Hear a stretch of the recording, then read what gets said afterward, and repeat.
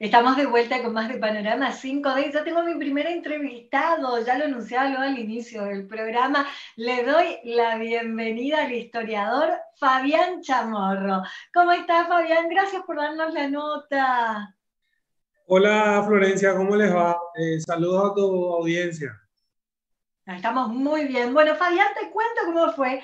La vez pasada, el Hospital de Clínicas cumplió 127 años y estábamos hablando con nuestra compañera Camila Suárez aquí en el bloque de tendencias y hablábamos del hospital, de dónde estaba antes, por qué se cambió ahora y todo eso. Y nos hicimos tanto embrollo que dijimos, esto solamente nos va a poder desasnar el único e incomparable de Fabián Chamorro. Y por eso le hemos pedido a nuestra productora Mariel que te llame. Bienvenido, Fabián. Gracias, Florencia. El Hospital de Clínicas, bueno, no nació con ese nombre, por ejemplo. Era un hospital de caridad y realmente su primera instalación estuvo donde hoy está el Hospital Militar, allá hacia la zona de Barrio Rodríguez de Francia. Ahí funcionaba probablemente uno de los pocos edificios que se construyó durante la época de José Gaspar Rodríguez de Francia. Francia no dejó grandes obras edilicias. Probablemente esa haya sido la única. Y ahí se instaló un hospital ya en su época. Primero era una especie de prisión, después fue hospital, después la Guerra de la Triple Alianza funcionó también como hospital y se le conocía como Hospital Potrero. ¿Por qué? Porque también servía para la caballeriza, o sea, servía para los caballos. El cuartel de caballería estaba pegado ahí. Entonces se comenzó a conocer como Hospital Potrero.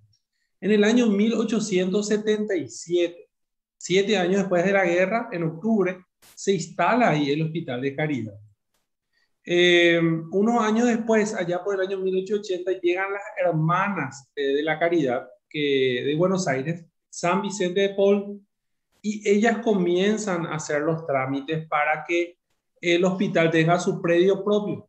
O sea, se construye de cero como un hospital.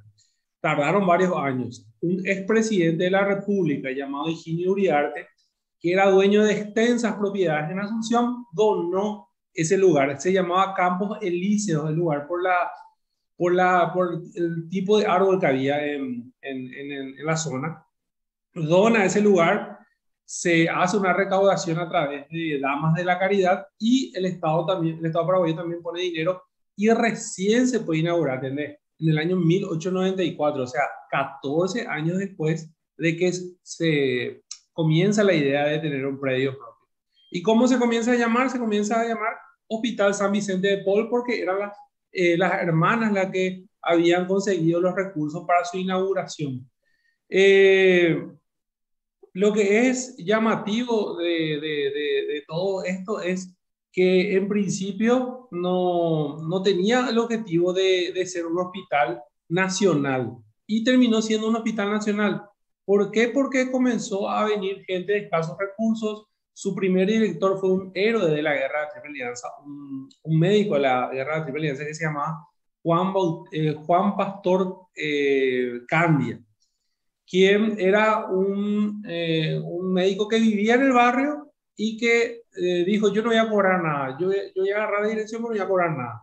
Y le convenció a dos médicos extranjeros, cuando eso no había médicos paraguayos, le convenció a dos médicos extranjeros, uno de ellos Silvio Andreusi y el otro un médico muy conocido, que su nombre perdura hasta hoy, que es el doctor Morra. El famoso doctor Morra, que era la Villa Morra, era de él. Y ellos no cobraban ningún tipo de sueldo para atender en el lugar. Y por supuesto, no, el volumen que había hoy, había, ponerle que 100 pacientes por mes, no es ni por día, 100 pacientes por mes, y había 30 camas, era todo lo que había en el primer hospital. En San Vicente de Paul, o sea, sí, Te pregunto sobre sí. eso. Habían 30 camas y 100 pacientes por mes, pero ¿cuál era el número de población que se cree que había en ese entonces en Y Paraguay? cuando se inaugura el hospital no había ni 300.000 habitantes en todo Paraguay, con poquísimo. Cuando se inaugura el hospital nuevo en 1894, sí ya había más de 350.000 habitantes, 100.000 habitantes más. Tenía 60 camas cuando empezó un poquito más de médicos, 5 años, no, pero 4 años después recién comienzan las prácticas médicas en el lugar. Le dieron un galpón ahí atrás, había médicos, comenzaron a aparecer practicantes de medicina, entonces como había el predio era muy grande, le dieron ahí en el fondo, como diciéndole, vayan allá a practicar ahí en el fondo, y ahí comienzan las prácticas médicas en Paraguay por Paraguay. Los profesionales médicos eran la mayoría extranjeros o paraguayos recibidos en Argentina. Y a ¿Por partir de qué ahí, eso, Fabián? y porque la, No había educación médica aquí, o sea, no había universidades, no, obviamente, colegiaturas médicas. no, porque la guerra destruyó todo. La guerra destruyó todo y recién se inaugura la Universidad Nacional de Asunción en el año 1889 y con la carrera de Derecho. La carrera de Medicina como tal es del año 1900, 1901 aproximadamente. Que ¿Por qué justamente, primero la carrera de Derecho, Fabián? Ay, y, Dios mío, perdón que te corte, pero son sí, tantas cosas sí, sí. vos como cuando dormís no se te vienen todas las cosas que sabés a la cabeza. Es Pues sos que una biblioteca andante. era un concepto diferente el que teníamos de civilización. La civilización empezaba por la filosofía y la filosofía iba de la mano del derecho. Era otra época, no tiene nada que ver con nuestra época. Por supuesto que la medicina era fundamental. Había médicos, no había médicos paraguayos nomás. Entonces lo que había que hacer era formar esos nuevos médicos. ¿Y dónde empiezan esas prácticas? En el hospital de clínicas.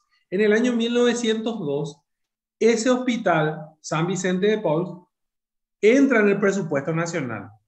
Ya no iba más a vivir solo de la caridad, sino que el Estado también le iba a comenzar a pagar a los médicos que comenzaran a trabajar ahí. Y así fue creciendo. Pero su gran explosión fue allá por el año 1920, que comienzan a llegar médicos extranjeros. La luz recién llega en 1918 al barrio.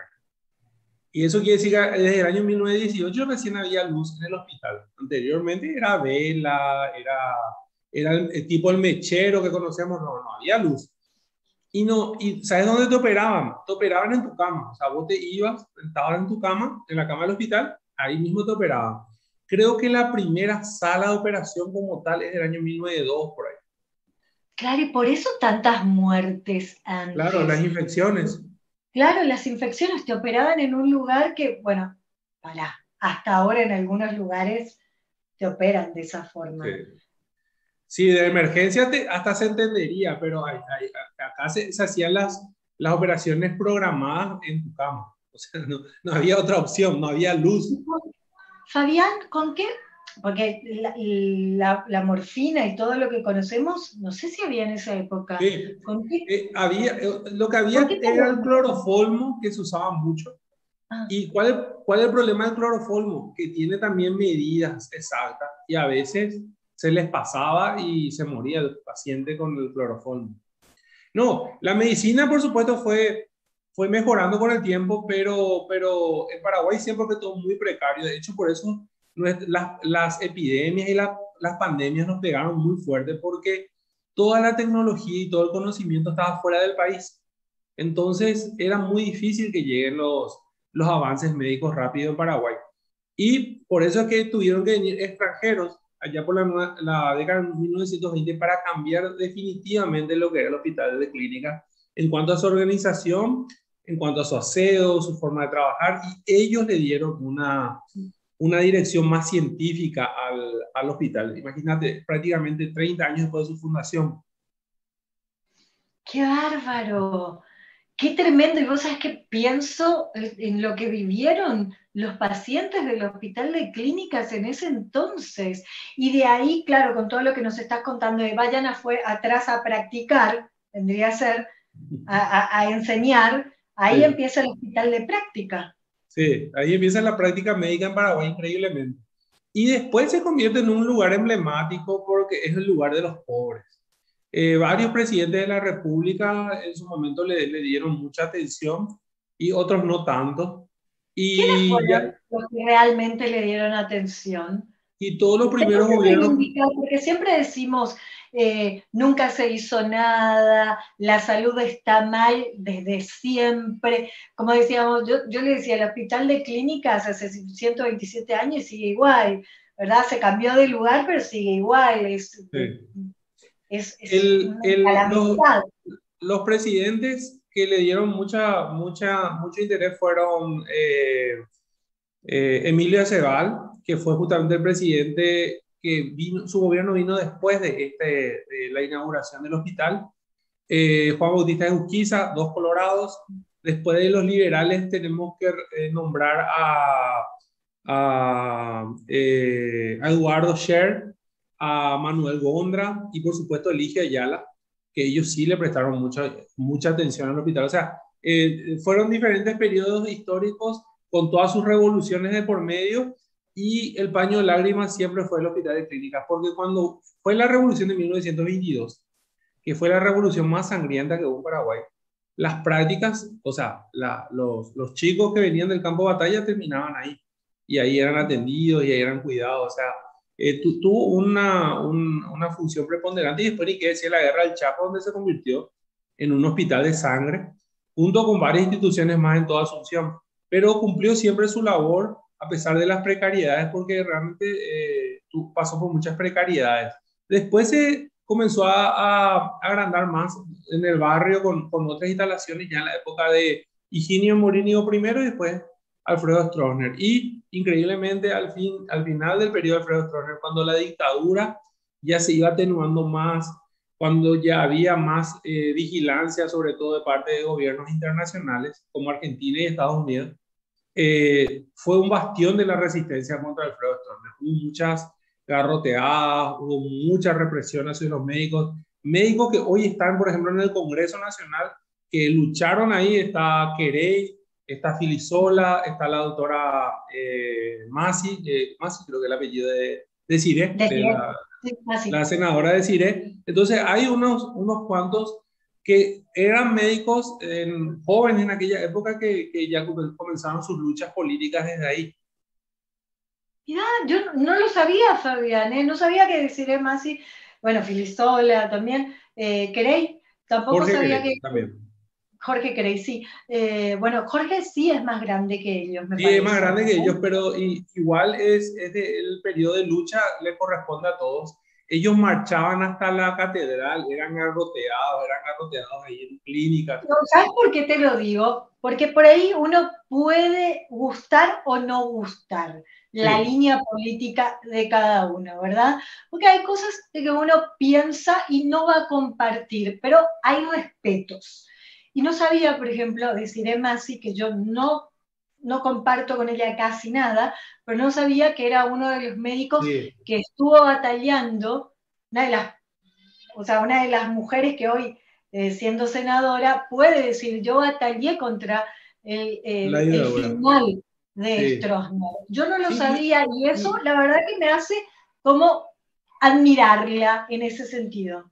y es que Clínica fue eso, fue un bastión de lucha, no solamente de la época Stroessner, ya de la época Morínigo, donde los médicos se levantaban cada vez que no tenían insumos. O sea, en Paraguay siempre los hospitales públicos, o sea, no quiero ser injusto, por ahí hubo periodos en los que se les atendió mejor, pero siempre hubo precariedades o necesidades para atender a los pacientes.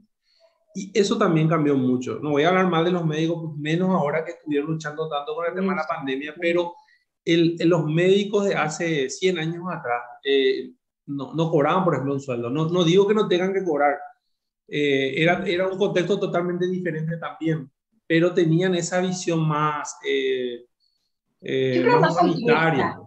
Sí, sí, más humanitaria con respecto al tema de los pacientes. Hay cosas así increíbles que yo leo, que por ejemplo, justamente este que fue su primer director, don Justo Pastor Candia, él, por ejemplo, venía y el paciente tenía tal cosa y le daba a la persona que encargada, le daba la receta para que vaya a comprar el medicamento. ¿Cómo hoy ocurre? Si él se enteraba de que esa persona no tenía recursos, después le hacía llegar la plata él mismo Mi por el vida. monto del medicamento. Por eso son otros contextos, o sea, hay que entender también los contextos en los que esto ocurría. Entonces, eso se ve mucho desde la inauguración, y se ve hasta inclusive hasta la guerra del Chaco aproximadamente. Después cambia todo, cambia y cambian los conceptos y cambian un montón de cosas, que hacen que hoy sea todo muy, muy diferente. Hoy es más mercantilista el tema de la salud. Totalmente. Lo que estás hablando a veces ahora que me contás esto, es casi increíble cuando me decís cómo la lucha de Desirée Massy que tenía al periodo final de Stroessner, o mismo Jorge Querey, o Phyllis Sola, y que hoy en un lugar tan acomodado, viendo lo que pasaron, hoy no estén luchando por la verdadera salud Sí. pública en Paraguay. Es como esas dualidades que cuando hay políticos llegan a, o no digo que sean todos, pero en su mayoría, llegan a un escalafón que parece como que les agarran y les dicen, borrar memoria. No se acuerdan todo lo que pasaron, porque si yo no entiendo cómo deciré más si en esta lucha, porque no tenían medicamentos, porque no tenían esto, no, era garroteada, hoy no está con la bandera de la salud pública real. Sí, y es muy, está muy, y ponte que hoy vemos todo lo que se gastan en las binacionales y podemos tener mega hospitales en todos lados. No hace falta que lo tengamos tampoco, o sea, hace falta que tengamos uno o dos en buenas condiciones para atender a nuestra ciudadanía y ya es suficiente, pero estamos lejos por la forma en que se maneja la política en Paraguay. Pero bueno, volviendo al tema de clínicas, clínicas es un símbolo, no solamente por el hecho de atender a gente de escasos recursos, sino también un símbolo de lucha, diferentes periodos históricos, no solamente en la época de Alfredo Stroessner. Mira, qué interesante. O sea que es el hospital con mayor historia de nuestro país. Sí, categórico, es categórico porque otras instituciones fueron desapareciendo, menos el hospital militar. Pero el hospital militar siempre tuvo como objetivo principal atender a los militares. Sin embargo, el otro sí trasciende porque es de toda la ciudadanía, inclusive a los militares también cuando los militares tuvieron problemas internos grandes como las revoluciones, también el hospital de clínicas los atendió. Así que es el hospital más importante de nuestro país y porque ahí se realiza también la clínica médica, o sea, estudian, ¿no?, nuestros futuros médicos. Así que tiene una importancia demasiado grande para nuestro país. Claro, como le llaman en otros países, hospital práctica, el hospital de práctica. Nosotros clínicas, Que no significa que se vayan a jugarle al paciente como piensa la gente, sino que es un hospital de no. práctica porque los casos más fuertes llegan y ahí los estudiantes pueden ver a los médicos más experimentados cómo sobrellevan el caso. Imagínate que en el 2013, sí, 2013 fue que se cambia el hospital que estaba en Sajonia, se cambia a San Lorenzo y hasta trasplantes ya hubo. O sea, imagínate cómo avanzó tanto de ser una instalación precaria con pocas camas, atendiendo poca gente, a ser un lugar donde hoy en día se trasplanta. O sea, a ese nivel llegó y hay que felicitarle al cuerpo médico. Yo conozco, tengo la suerte de tener compañeros de colegio que hoy en día son médicos que están allá. Y por más de que te hablan a veces justamente de esas necesidades, precariedades, también te hablan de lo bueno a lo que llegó la ciencia y a la cantidad de gente que se puede salvar gracias a la ciencia. Sí, totalmente. Y si no, miremos lo que está pasando en esta pandemia, que no vivimos otra que sí se vivió pandemia con la fiebre española, creo que Sí. fue, ¿verdad? La última La pandemia. gripe española. La gripe Sí, sí. española fue la última pandemia que se vivió. Sí, que se vio en Paraguay y justamente Clínica fue el único hospital en aquella época que preparó, como era muy grande el predio, preparó una serie de carpas para aislar cuando esos los infectados. ¿Cuál era el problema? En aquella época no había la infraestructura de terapia intensiva que hay hoy. Entonces la mayoría era placebo, o sea, más que placebo era tratar de atacar los síntomas que tenías con los recursos que tenían en esa época, pero moría muchísima gente, murió mucha gente. En Paraguay murió de la gripe ¿Cuántas 2.500, personas murieron? 2.500 personas aproximadamente, pero éramos 670.000 habitantes nomás. Si vos traes esos números a hoy, si tratás de convertirlo en nuestra población, hoy serían 25.000 muertos.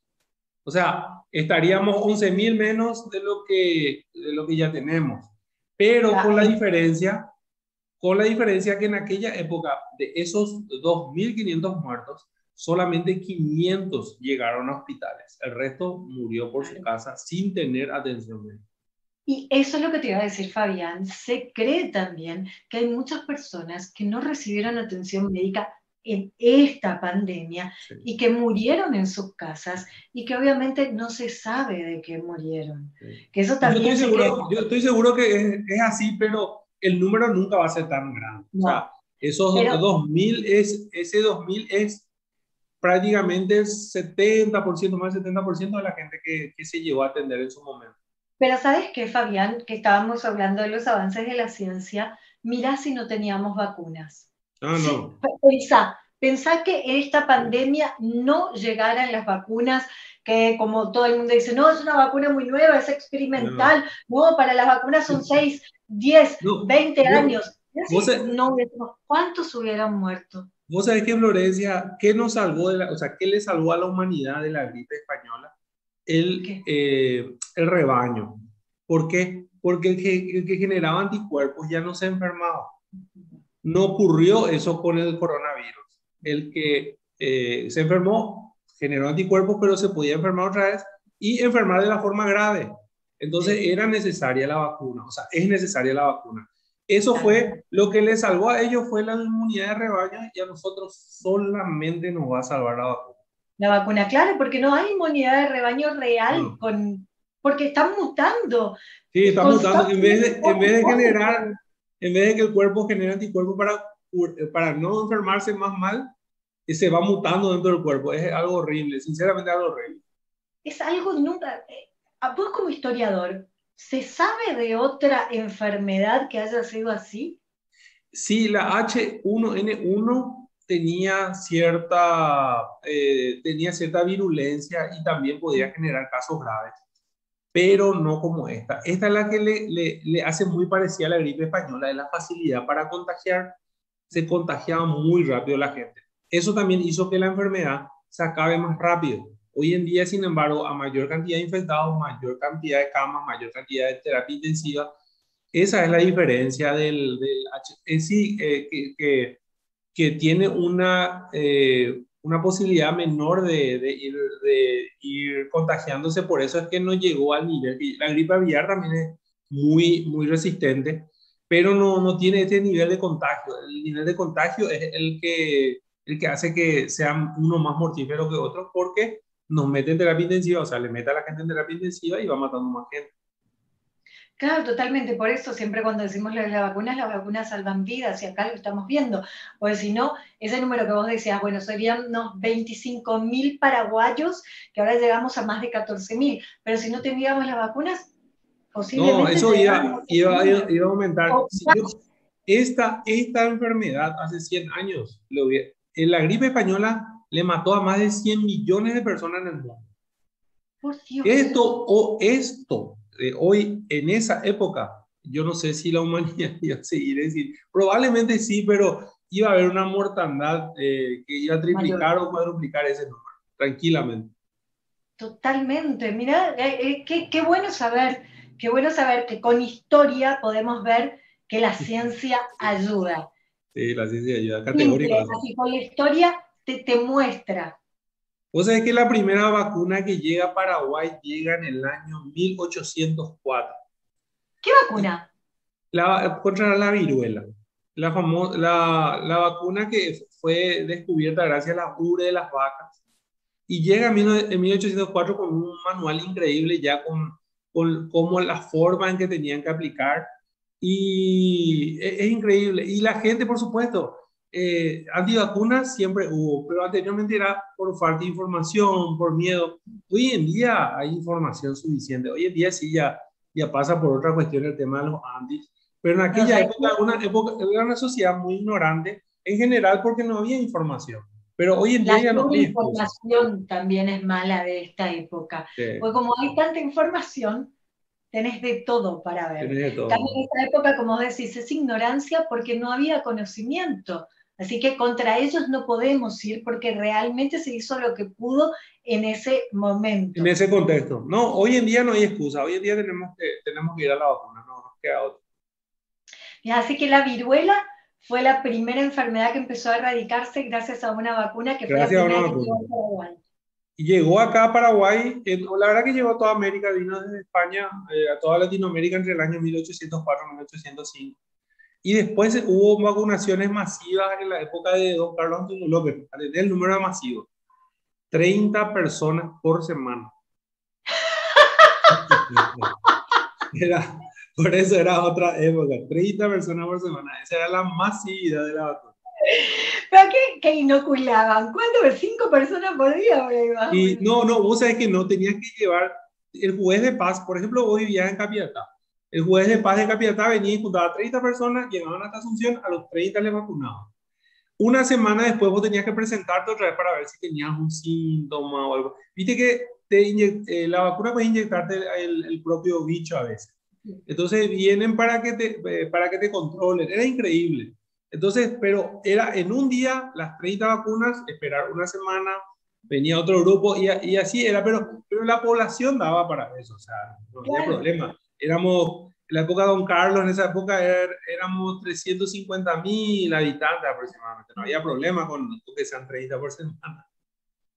Tenemos tanto para... Fabián, ¿podés otro día más hablar con Sí, nosotros? sin problema, claro que sí. Media hora que se pasó así, tipo, no sé, yo siento que fueron 2 minutos. No, a las órdenes, Florencia, cuando me llamen para hablar de historia del Paraguay, yo estaré acá, sin problema. Bueno, y además podemos seguirte en el canal de YouTube porque también tenés un Ah, programa. sí, estamos con el programa de José, que por suerte vuelve a la tele este fin de mes, que se llama ¿Qué pasó acá? Sobre la guerra de Triple Alianza. Ahora terminamos la guerra de Triple Alianza y después seguimos con la guerra del Chaco y con otros periodos históricos del Paraguay. Perfecto. Y mientras tanto pueden ver los capítulos pasados en el canal de YouTube. En el canal de José. En el canal de José ya la pueden José entrar y ahí Ayala. están todos los capítulos. Perfecto, así pueden seguir deleitándose de toda la historia paraguaya que nos contó Fabián Chamorro hoy. Fabián, es un placer todas las veces que hablamos con vos, espero que sigamos y bueno, y ahora lo digo porque ya no estás, pero yo lo dije ya al aire, eras mi candidato a concejal. No te preocupes que vamos a seguir seguimos Por con supuesto, por favor, ¿eh? eso no termina, pero ese es otro tema. Te Muy bien. agradezco mucho, Fabián, te te agradezco mucho, agradezco de Florencia. corazón la media hora que nos regalaste, fue un placer. Y bueno, sigo viendo los programas de YouTube y feliz porque vuelven al aire. Y bueno, y vamos a volver a charlar ya que nos dijiste que sí. Dale, Florencia, muchísimas gracias por el espacio y saludos a tu audiencia. Chao, chao. Gracias, Fabián, feliz noche. Estuvimos hablando con el historiador Fabián Chamorro, un lujo para el programa. Nos vamos a un corte y ya tengo un nuevo entrevistado, no se vayan.